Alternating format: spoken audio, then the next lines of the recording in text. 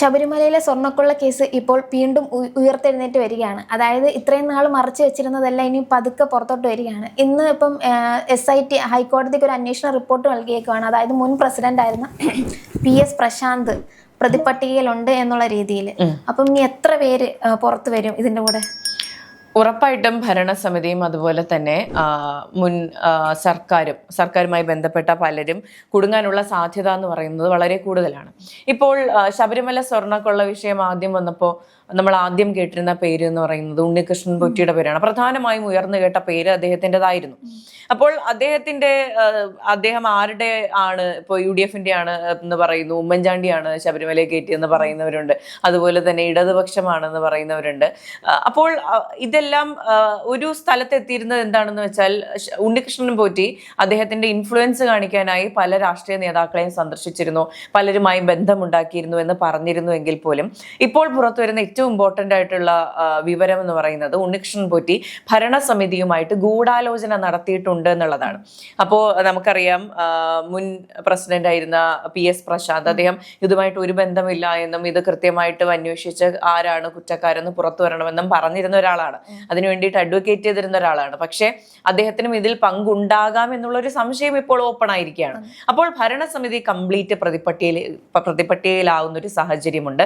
അപ്പോൾ അന്വേഷണവുമായി ബന്ധപ്പെട്ട് നിൽക്കുമ്പോൾ ഇതിൽ ആരായിരിക്കും കൂടുതൽ ഇതുമായി ബന്ധമുള്ളത്, ആരായിരിക്കും ഇതിൽ പങ്കാളികളായിട്ടുള്ളത്, ഗൂഢാലോചനയിൽ പങ്കുകാരായിട്ടുള്ളത്, അതുപോലെ തന്നെ ഇതിൽ നിന്ന് എന്തെല്ലാം ബെനിഫിറ്റ്സ് അവർക്ക് കിട്ടിയിട്ടുണ്ട് തുടങ്ങിയ ചോദ്യങ്ങൾക്കെല്ലാം ഉത്തരം വരും. അപ്പോൾ ശബരിമല സ്വർണ്ണക്കൊള്ള ഉണ്ണികൃഷ്ണൻ പോറ്റി എന്നുള്ള വ്യക്തിയിൽ നിന്ന് മാറി ഒരു വലിയൊരു ഗ്രൂപ്പിലേക്ക് കാര്യങ്ങൾ നീങ്ങിക്കൊണ്ടിരിക്കുകയാണ്. ഇപ്പോൾ പത്മകുമാർ ആണെങ്കിലും അന്തരിച്ച മുരാരി ബാബു ആണെങ്കിലും N വാസു ആണെങ്കിലും ഇതുമായി ബന്ധപ്പെട്ട എല്ലാവരുടെയും ഒപ്പം തന്നെ ഭരണസമിതിക്കും ഇതിൽ പങ്കുണ്ട്. അപ്പോൾ ഭരണസമിതി ഇത് അറിഞ്ഞുകൊണ്ടാണ് ശബരിമലയിൽ സ്വർണ്ണക്കൊള്ള ചെയ്തിട്ടുള്ളതെങ്കിൽ അപ്പോൾ ഇനി അടുത്ത ലിങ്ക് വരുന്നത് മന്ത്രിയിലേക്കും അതുപോലെ തന്നെ സർക്കാരിലേക്കുമാണ്.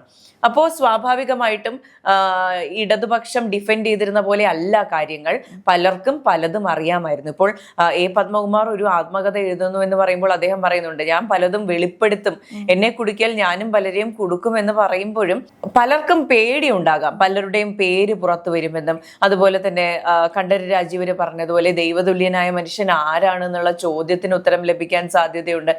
ഇപ്പോൾ പുറത്തുള്ളത് അഭ്യൂഹങ്ങൾ മാത്രമാണല്ലോ, എന്താണ് സംഭവിച്ചതെന്നതിനെ സംബന്ധിച്ചൊക്കെ. ഇപ്പോൾ ശബരിമല സ്വർണ്ണപ്പാളികളുടെ സാമ്പിൾ ഈ ശാസ്ത്രീയ പരിശോധനയ്ക്ക് അയച്ചിട്ടുണ്ട്. അതിന്റെ കൃത്യമായിട്ടുള്ള രേഖകൾ, അതിന്റെ തെളിവ് എന്തൊക്കെ പോയിട്ടുണ്ട്, എത്ര തരത്തിലാണ്, എത്രയോളം പോയിട്ടുണ്ട് എന്നുള്ള കാര്യമൊന്നും കൃത്യമായി അറിയില്ല. അപ്പോൾ ഇതെല്ലാം വന്നതിന് ശേഷമായിരിക്കും ഇതിനുള്ള ബാക്കി ഇൻവെസ്റ്റിഗേഷൻ ഒക്കെ പൂർത്തിയാവുക. ഇപ്പം 2025 അതായത് കോടതിയുടെ അനുമതി ഇല്ലാതെയാണ് അദ്ദേഹം സ്വർണ്ണപ്പാളി എടുത്തതെന്നാണ് പറയുന്നത്. അതായത് ഒരു സാധാരണ പ്രസിഡന്റ്, നമുക്കറിയാം ശബരിമല പോലുള്ള ഒരു വലിയ അമ്പലത്തിൽ ഒരാളുടെയും സപ്പോർട്ടോ ഒന്നും ഇല്ലാതെ, അതായത് വലിയ പൊളിറ്റീഷ്യൻ്റെയോ ഒരു വലിയ സപ്പോർട്ട് ഇല്ലാതെ അദ്ദേഹത്തിന് ഇത് എടുക്കാൻ സാധിക്കത്തില്ലെന്ന് നമുക്ക് എല്ലാവർക്കും അറിയാം. അത് സാധാരണക്കാർക്ക് ആർക്ക് വേണമെങ്കിലും ചിന്തിക്കാവുന്ന കാര്യമാണ്.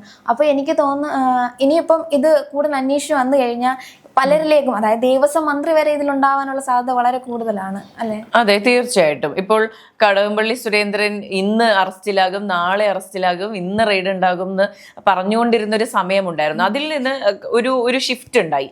ഇപ്പോൾ കഴിഞ്ഞ ത്രിതല പഞ്ചായത്ത് തെരഞ്ഞെടുപ്പ് സമയത്താണെങ്കിൽ ശബരിമല സ്വർണ്ണക്കൊള്ള വിഷയം എന്ന് പറയുന്നത് ഭയങ്കര കത്തി നിന്നൊരു സമയമാണ്. പക്ഷെ അതിനുശേഷം ഇതിന്റെ ഒരു മാധ്യമ ശ്രദ്ധ കുറയുന്നു, ആൾക്കാർ അതിനെപ്പറ്റി ചിന്തിക്കുന്നതും ഓർക്കുന്നതും കുറയുന്നു. അപ്പൊ ഇതിന്റെ ഇന്റൻസിറ്റി കുറഞ്ഞു വരികയാണ്. അതുകൊണ്ടാണ് ഈ വാർത്തകൾക്കൊക്കെ വലിയ പ്രാധാന്യം ഇല്ലാതായിപ്പോയത്. പക്ഷെ ഇതെല്ലാം വലിയ ബ്രേക്കിങ്ങുകളാണ്. ഇത് ശരിക്കും ഭരണസമിതിയിലേക്കും പിന്നെ സർക്കാരിലേക്കും പോകുന്ന വലിയ തുമ്പുകളാണ്. അപ്പോൾ സ്വാഭാവികമായിട്ടും ആദ്യം കൊടുങ്ങാൻ പോകുന്നത് അന്നത്തെ ദേവസ്വം മന്ത്രി തന്നെയായിരിക്കും. അതിന് പിന്നാലെ അന്നത്തെ മുഖ്യമന്ത്രിയും ഈ പറഞ്ഞ പലരും. ഇപ്പോൾ ഈ പറഞ്ഞ ഇടതുപക്ഷം ആരോപിക്കുന്നത് പോലെ കോൺഗ്രസ് നേതാക്കൾക്കോ MLA മാർക്കോ അതിൽ പങ്കുണ്ടെങ്കിൽ അതും പുറത്തു വരും. ഇപ്പൊ എനിക്കൊന്ന് VD സതീശൻ സർക്കാർ മുഖം നോക്കാതെയുള്ള അന്വേഷണമാണ് പല കാര്യങ്ങളിലും എടുത്തിട്ടുള്ളത്. അത് തൂഫാൻ ആയിക്കോട്ടെ, നവകേരള യാത്രക്കിടെ മർദ്ദിച്ച സംഭവമായിക്കോട്ടെ, ഏതൊരു സംഭവമാണെങ്കിൽ പോലും മുഖം നോക്കാതെയുള്ള അന്വേഷണം നടക്കുന്നുണ്ട്. അപ്പോൾ UDF MLA Mar, Congress MLA Mar കുടുങ്ങാതിരിക്കുമോ? ഇല്ല, പങ്കുണ്ടെങ്കിൽ ഉറപ്പായിട്ടും കുടുങ്ങും. അതുപോലെ തന്നെ ഈ പറഞ്ഞ മന്ത്രിയും കുടുങ്ങാനുള്ള സാധ്യതയുണ്ട്. ഇപ്പം തെരഞ്ഞെടുപ്പ് LDFന് ഏറ്റവും വലിയ തോൽവി ഉണ്ടാകാൻ കാരണം ഈ ശബരിമലയിൽ ഇഷ്യൂ ആവാം, ഒരു കാരണമാണ് അതും. പിന്നെ ഇപ്പം നമ്മുടെ ദേവസ്വം മന്ത്രിയായ മുരളീധരൻ പറഞ്ഞിട്ടുണ്ട്, ഇതിന്റെ അന്വേഷണം പിന്നെയും വരും, അതിലെന്തെങ്കിലും തെറ്റുപറ്റും ഉണ്ടെങ്കിൽ പിന്നെ അന്വേഷിക്കും. അതിന് പൂർണ്ണമായിട്ടും, അതായത് ഇതിൻ്റെ അറ്റം കാണാതെ അദ്ദേഹം മാറില്ല എന്ന് പറഞ്ഞിട്ടുണ്ട്. അപ്പോൾ നമുക്കറിയാം അറ്റം കാണില്ല എന്ന് അറ്റം കാണാതെന്ന് പറഞ്ഞാൽ ഏതൊരു ചെറിയ അല്ലെങ്കിൽ ഉയർന്ന പൊളിറ്റീഷ്യൻ ഉണ്ടെങ്കിൽ പോലും അതിൽ നിന്ന് ആ സ്വർണ്ണക്കൊള്ളയിൽ പങ്കാളികളായിട്ടുണ്ടെങ്കിൽ അതിൽ അന്വേഷണം കൂട്ടും, അതായത് അറസ്റ്റ് ചെയ്യിക്കും എന്നുള്ള രീതിയിലാണ് അദ്ദേഹം പറഞ്ഞത്. അതാണ് ജനങ്ങൾ ആഗ്രഹിച്ചതും അല്ലേ? തീർച്ചയായിട്ടും. ഇപ്പോൾ ഇടതുപക്ഷത്തിനെതിരെ ആയിരുന്നു ഈ ഒളിയമ്പുകൾ പൊക്കൊണ്ടിരുന്നത്. എല്ലാവരും വിരൽ ചൂണ്ടിയിരുന്നത് ഇടതുപക്ഷത്തിലേക്കായിരുന്നു. അപ്പോൾ പല നിരീക്ഷകരും പറഞ്ഞിരുന്നത് ഇനി സർക്കാർ മാറിയാലും UDF അധികാരത്തിൽ വന്നാൽ പോലും അവർ ചിലപ്പോൾ അന്വേഷിക്കില്ലായിരിക്കാം. കാരണം ഈ പറഞ്ഞ UDF MLA-മാർക്ക് ഇതിൽ പങ്കുണ്ടല്ലോ. ഇപ്പോൾ അടൂർ പ്രകാശിനെ കണ്ടു, സോണിയാഗാന്ധിയെ കണ്ടു എന്നൊക്കെ പറയുന്നുണ്ട്. സോണിയാഗാന്ധി ഇന്ത്യയിൽ നിന്ന് സ്വർണം കടത്തി എന്നൊക്കെ പറയുന്നവരുമുണ്ട്. പക്ഷേ ഇപ്പോഴത്തെ പ്രത്യേകത എന്ന് പറയുന്നത് ഇപ്പോൾ UDF MLA-മാർ എത്ര പേർ അകത്ത് പോയാലും MP-മാർ അകത്ത് പോയാലും ഈ പറഞ്ഞ നാഷണൽ ലീഡേഴ്സിന് ഇതിൽ പങ്കുണ്ടെന്ന് പറയുന്നത് തെളിയിക്കാൻ കഴിഞ്ഞാൽ പോലും സർക്കാർ ഇതിനൊപ്പം നിൽക്കുമെന്ന് എനിക്ക് തോന്നുന്നില്ല. ഈ പറഞ്ഞ പ്രതികൾക്കൊപ്പം നിൽക്കുമെന്ന് എനിക്ക് തോന്നുന്നില്ല. ഇപ്പോഴത്തെ നിലപാടിന്റെ പ്രത്യേകത അത് തന്നെയാണ്. ശബരിമലയിൽ സ്വർണ്ണക്കൊള്ള നടന്നിട്ടുണ്ടെങ്കിൽ ഒരു വലിയൊരു വിശ്വാസി സമൂഹത്തെ സംബന്ധിക്കുന്ന ഒരു കാര്യമാണ്. ഇപ്പോൾ വിശ്വാസികളല്ലാത്തവരെ പോലും ഇപ്പോൾ കേരളത്തിലെ ഓരോ മനുഷ്യരെയും ബോധ്യപ്പെടുത്തേണ്ട കാര്യമുണ്ട്. കാരണം സർക്കാരിന് ഉത്തരവാദിത്തമുള്ള മേഖല ആയതുകൊണ്ട് തന്നെ ഇതിൽ ആർക്കാണ് പങ്കുള്ളത്, ആർക്കാണ് പങ്കില്ലാത്തത്, ആരൊക്കെയാണ് ഇതിൽ പങ്കാളികളായിട്ടുള്ളത്, ഈ വിശ്വാസ സമൂഹത്തെ ആരൊക്കെയാണ് വഞ്ചിച്ചത് എന്നതിനെ പറ്റി കൃത്യമായ ധാരണ എല്ലാവർക്കും കൊടുക്കേണ്ട ഉത്തരവാദിത്തം സർക്കാരിനുണ്ട്.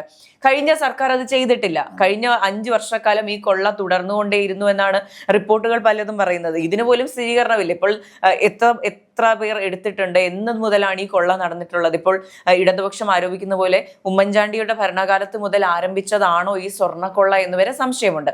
അപ്പോൾ ആണെങ്കിൽ ഈ പറയുന്ന പോലെ പണ്ടുണ്ടായിരുന്ന UDF സർക്കാരിൽ ഉണ്ടായിരുന്ന ആൾക്കാർ മുതൽ അകത്ത് പോകണം. അത് തന്നെയാണ് കേരളവും വിശ്വാസി സമൂഹവും ആഗ്രഹിക്കുന്നത്. അപ്പോൾ ഇപ്പോഴത്തെ സർക്കാരും അതിനൊപ്പം തന്നെ നിൽക്കുമെന്നാണ് വിശ്വസിക്കുന്നത്. അപ്പോൾ VD സതീശന്റെ നിലപാടുകൾ നമുക്കറിയാം. ഒരിക്കലും കുറ്റവാളികൾക്കൊപ്പം, പ്രതികൾക്കൊപ്പം നിൽക്കാൻ സാധ്യതയില്ല, നിൽക്കില്ല എന്ന് തന്നെയാണ് വിശ്വസിക്കുന്നത്. അപ്പോൾ ഈ ശാസ്ത്രീയമായിട്ടുള്ള തെളിവുകൾ ഇപ്പോൾ മെറ്റലർജി ഡിപ്പാർട്ട്മെന്റിന്റെ കയ്യിൽ ഈ സാമ്പിളുകൾ കൊടുത്തിട്ടുണ്ട്. അപ്പോൾ ഇതിന്റെ കാലപ്പഴക്കം, ഇത് എത്ര പേർ കൈകാര്യം ചെയ്തിട്ടുണ്ട്, എത്രത്തോളം കുറവ് വന്നിട്ടുണ്ട്, ചെമ്പിൽ എത്ര കൂടുതൽ വന്നിട്ടുണ്ട്, ഇതിന്റെ എല്ലാം കണക്ക് പുറത്തു വരുന്നതോടുകൂടി ഒരു മഞ്ഞുമലയുടെ ഒരു അറ്റം തെളിയുമായിരിക്കാം. അതിൽ നിന്ന് ബാക്കി വലിയ തെളിവുകളിലേക്കും പുതിയ വലിയ വമ്പൻ സ്രാവുകളിലേക്കും കാര്യങ്ങൾ നീങ്ങുമായിരിക്കാം. ചേച്ചി ഇപ്പോൾ പറഞ്ഞ പോലെ VD സതീശൻ സർക്കാർ 1.5 മാസം കൊണ്ടാണ് നമുക്കുള്ളിൽ ആ ഒരു വിശ്വാസം അടിച്ചേൽപ്പിക്കുന്നത്. അതായത് 1.5 മാസം കൊണ്ട് ഒരു സർക്കാരും ഇന്നേ വരെ ചെയ്തിട്ടില്ലാത്ത ഒരുപാട് കാര്യങ്ങൾ ചെയ്തിട്ടുണ്ട്. അതായത് വാക്ക് തന്നതുപോലും ചെയ്തിട്ടുണ്ട്. അപ്പം നമ്മൾ ഇന്ന് കേരളം ഏറ്റവും കൂടുതൽ ആഗ്രഹിക്കുന്നത്, അതായത് ഒരു വർഷത്തോളമായി കേരളം ആഗ്രഹിക്കുന്നത് ശബരിമല സ്വർണ്ണക്കൊള്ളയുടെ പിന്നിൽ ആരാണ്, എന്താണ്, അത് എത്രയും പെട്ടെന്ന് അറിയണം എന്നുള്ളത്. അതിനുവേണ്ടി കൂടിയാണ് VD സതീശൻ സർക്കാരിനെ കേരളം വോട്ട് ചെയ്ത് ഇത്രയും ഭൂരിപക്ഷത്തോടെ വിജയിപ്പിച്ചത്. അതുകൂടെ തെളിഞ്ഞു വന്നാൽ ഇനി LDF-ന് ഒരു തിരിച്ചുവരവ് ഉണ്ടാകാൻ സാധ്യത കുറവാണല്ലേ? LDF-നും പ്രത്യേകിച്ച് CPM-നും ഒരു അവസാനത്തിലേക്കുള്ള പോക്കാണ് പോയിക്കൊണ്ടിരിക്കുന്നത്. ഇപ്പോൾ ക്രിയാത്മക പ്രതിപക്ഷമാകാൻ ഇറങ്ങി തിരിച്ച പ്രതിപക്ഷം ഇതുപോലെ LDF-ന് ഒരു അത്രത്തോളം ഒരു തിരിച്ചുവരവ് ഇപ്പോഴും സാധിക്കുന്നില്ല. അവർ പാർട്ടിയുടെ അടിത്തട്ടിൽ മാറ്റങ്ങൾ വരുത്തുന്നില്ല, അവരുടെ കറക്ഷനുകൾ നടത്തുന്നില്ല. അതുപോലെ തന്നെ ഇത്തരത്തിലുള്ള കാര്യങ്ങൾ ചെയ്യുമ്പോൾ ഇപ്പോഴത്തെ സർക്കാരിന്റെ ഒരു കാര്യം എടുത്തു നോക്കൂ. നമുക്ക് നിയമത്തിലൊരു വിശ്വാസം വരുന്നുണ്ട്, പോലീസിലൊരു വിശ്വാസം വരുന്നുണ്ട്, സർക്കാരിലൊരു വിശ്വാസം വരുന്നുണ്ട്. അപ്പോൾ സ്വാഭാവികമായി പലരും ഫേസ്ബുക്കിലൊക്കെ പോസ്റ്റുകൾ ഇടുന്നുണ്ട്. ഇതാണ് ഇടതുപക്ഷം എന്താണോ, ഇടതുപക്ഷം എന്ന പേരിനോട് ചേർത്ത് വെക്കാൻ പറ്റുന്ന പ്രത്യയശാസ്ത്രം എന്താണോ അതാണ് ഇപ്പോൾ UDF നടത്തിക്കൊണ്ടിരിക്കുന്നത്. പക്ഷേ പണ്ട് മുതലേ UDF-ന്റെ പ്രത്യയശാസ്ത്രം എന്ന് പറയുന്നത് ഇത് തന്നെയാണ്, സാധാരണക്കാർക്കൊപ്പം നിൽക്കുക എന്നുള്ളത് തന്നെയാണ്. അപ്പോൾ പൊതുജനങ്ങൾക്കിടയിൽ ഒരു ജനപ്രിയ സർക്കാരായി അടുത്ത 5 വർഷം കൂടി ഉറപ്പാക്കുന്ന നിലയിലേക്ക്, അത്തരത്തിലുള്ള ഒരു സ്റ്റാൻഡേർഡിലേക്ക് തന്നെയാണ് സർക്കാർ പോകുന്നത്.